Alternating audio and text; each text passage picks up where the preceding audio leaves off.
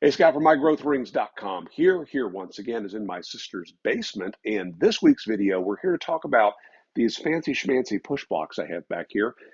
You'd have to have been born on Mars to not know the Grr-Ripper. It's been on the market for about 20 years. And Steve Ramsey's channel, Woodworking for Mere Mortals, really put it on the map.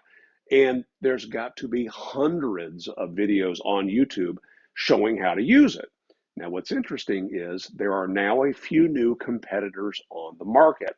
So I got a heads up from Tom over at Woodshop Nerdery that he's going to be using his grippers in a project this week. And he gave me the heads up knowing that I love to delve into things such as patents.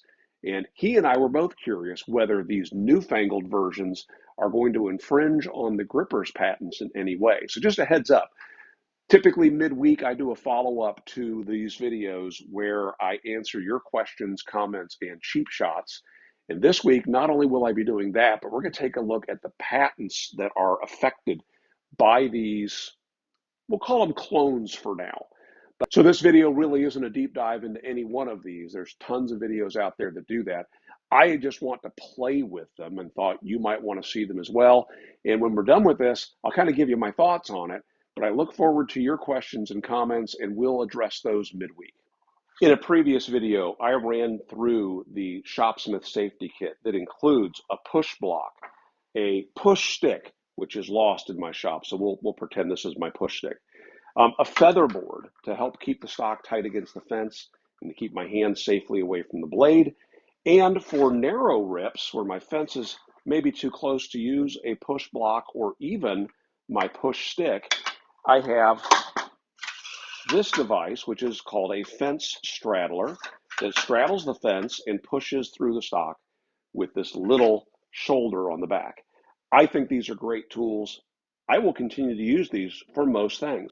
So how is the gripper different? Well, first off, you will see that the gripper is typically used for through cuts, and it's used without an upper saw guard in place. That's because if we were pushing our stock through the saw with this, we are going to run into this splitter or riving knife on our saw. Unless you've got a splitter or a riving knife that does not have the upper guard attached and a riving knife that sits lower than the blade, you're going to have to remove that safety feature. I'm not a big fan of that, but to test this product, this is how it's used. So we'll take that off. There's a maximum depth here. I typically would want to have the top carbide tooth above the wood, and we want to make sure that we're not going to risk running into the gripper with our blade exposed at whatever height that we're cutting.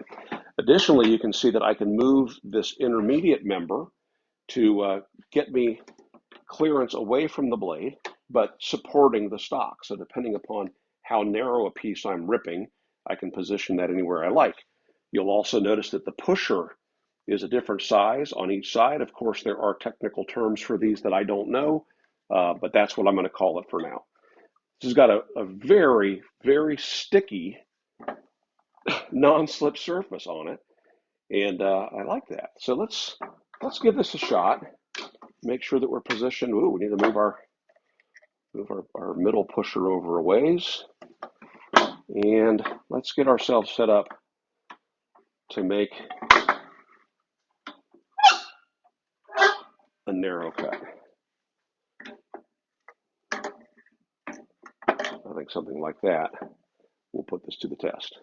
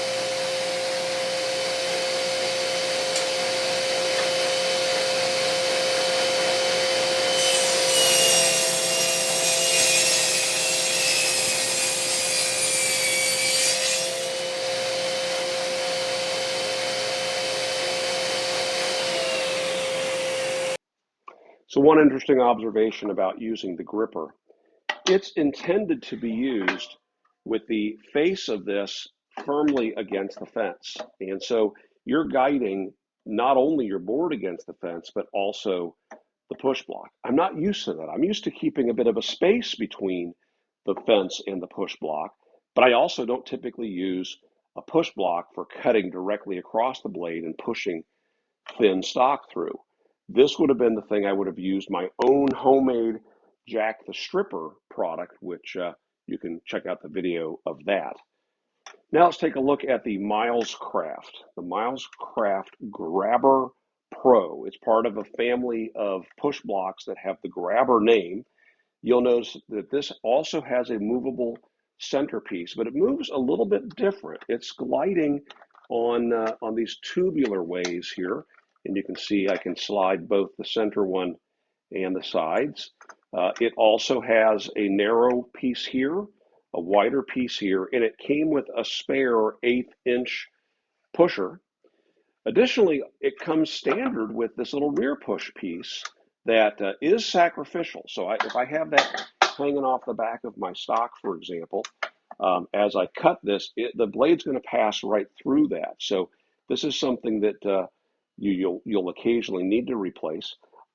I'm not sure that I need that really for the cut I'm going to make, so I'm going to take that off and just not use it at all.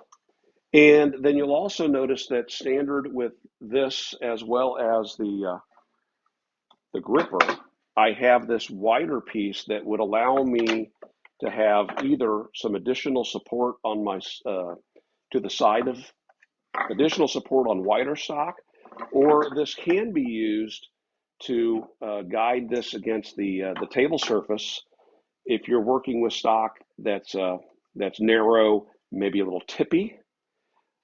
I do like the fact that that handle is angled. That's very similar to the way the Shopsmith push block handle is angled. But really, I don't think for this that I need to use this at all. So we'll just back it up and out of the way.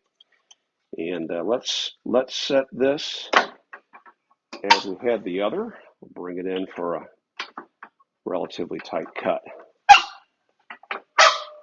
Again, we want to make sure that our blade is not set so high that we're going to run into the jig. And let's make this cut.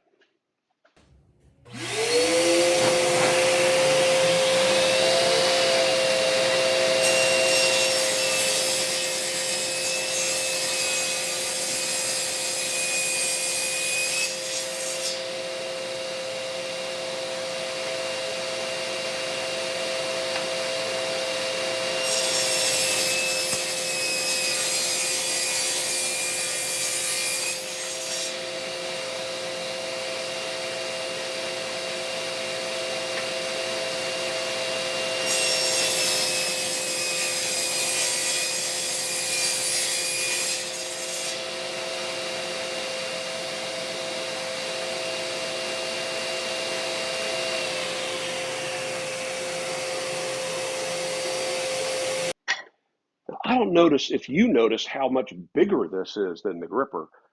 Let's bring them both into view. Look at the size difference of these. I mean, this thing is monstrously long, but roughly the same width as the gripper. If we took this little side thing off of there, they would be pretty much the exact same width.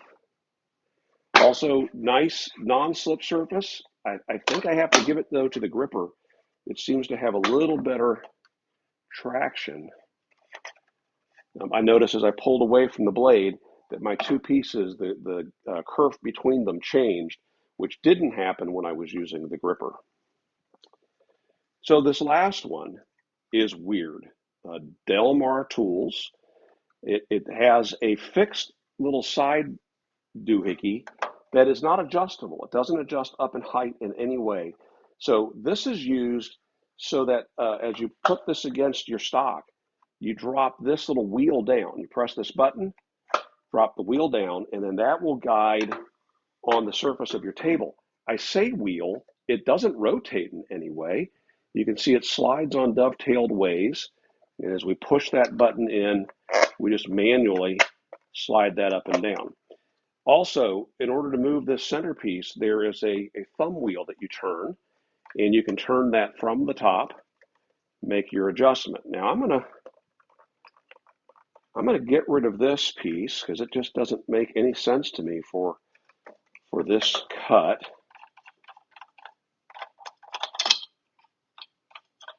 And are those retained like they are on the others? No, they are not. Well, yeah, it should be. That one's got an O-ring. There's no O-ring on this one. Interesting.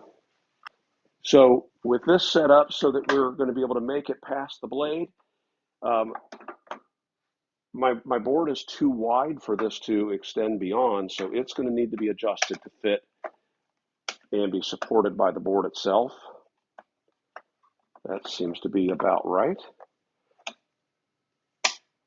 Let's give this a go.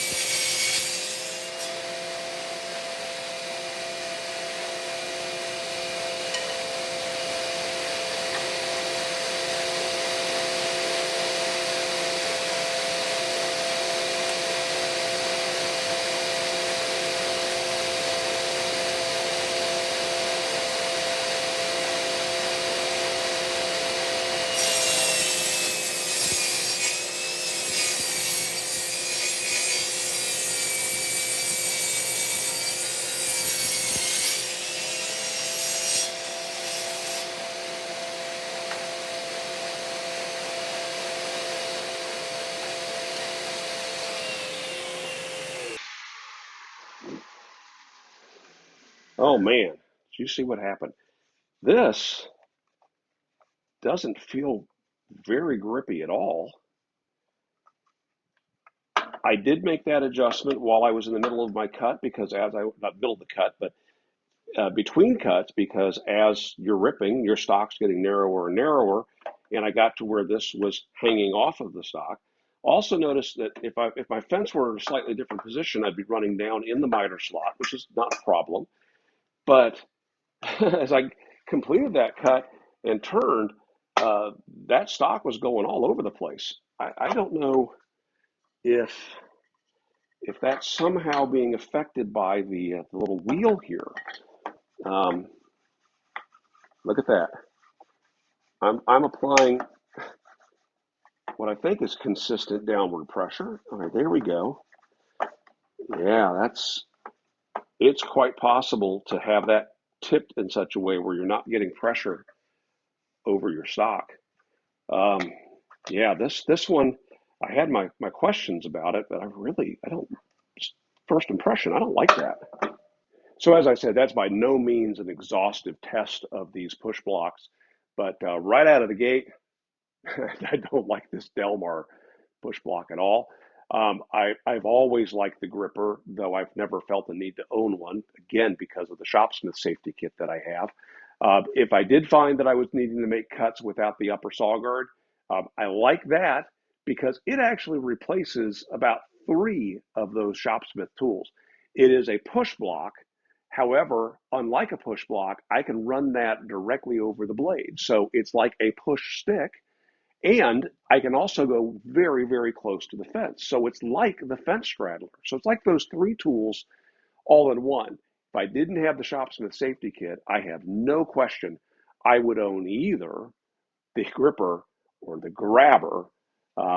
So I'd love to get your feedback on this. I do like the additional length and non-slip surface of the Milescraft, but I also like the small maneuverability of the Grr-Ripper. So I guess I land right in the middle. Now, what's the point of all these and why are they on the market? Well, price, really. And, the Grr-Ripper was once made in America, then it was assembled in America with foreign and domestic parts. This particular version, which is the GR100, was made in Taiwan. So that kind of levels the playing field. Yeah, the Miles craft was made in China. So if that affects your opinion of it, it also comes in at almost half the price of the Gripper. As always, I will link to these products in the video description. If you're interested in any of those, it's a great way to support the channel. Doesn't cost you any more to click on those links to buy them on Amazon. I appreciate that. I appreciate, as always, my channel members. You guys and gals are amazing. I look forward to your questions, comments, and cheap shots, and we'll address those midweek in our follow-up episode of Stumped Q&A. Make it a great day.